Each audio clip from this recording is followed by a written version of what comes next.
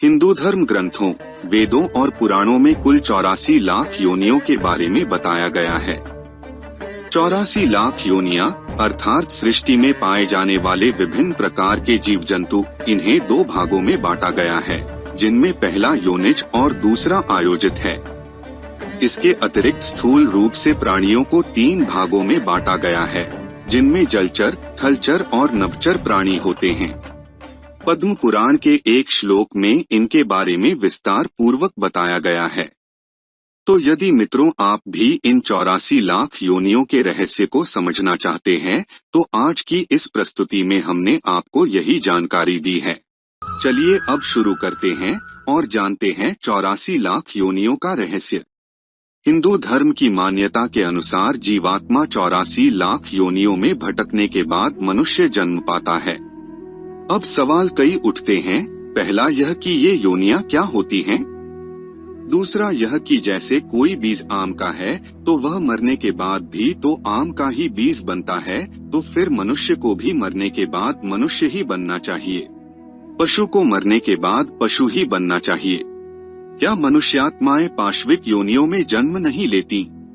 या कहीं ऐसा तो नहीं कि 84 लाख की धारणा महज एक मिथक भर है?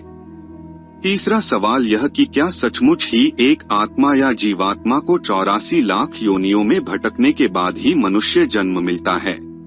आओ इनके उत्तर जानें।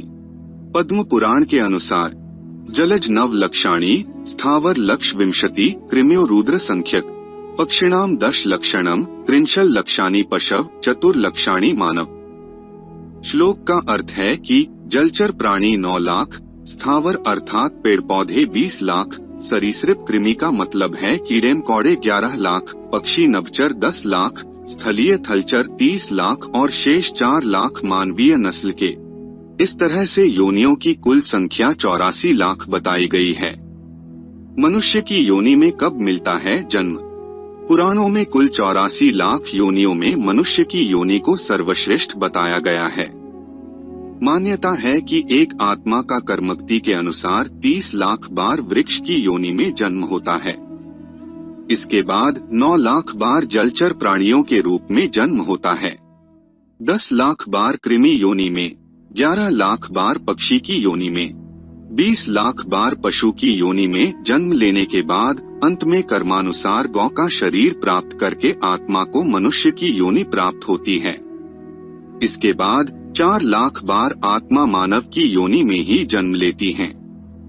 इसके बाद उसे पितृ या देव योनि प्राप्त होती है। यह सभी क्रम कर्मानुसार चलते हैं। जब आत्मा मनुष्य योनि में आकर नीच कर्म करने लगता है तो उसे पुण्य नीचे की योनियों में जन्म मिलने लगता है, जिसे वेद पुराणों में दुर्गति कहा गया है।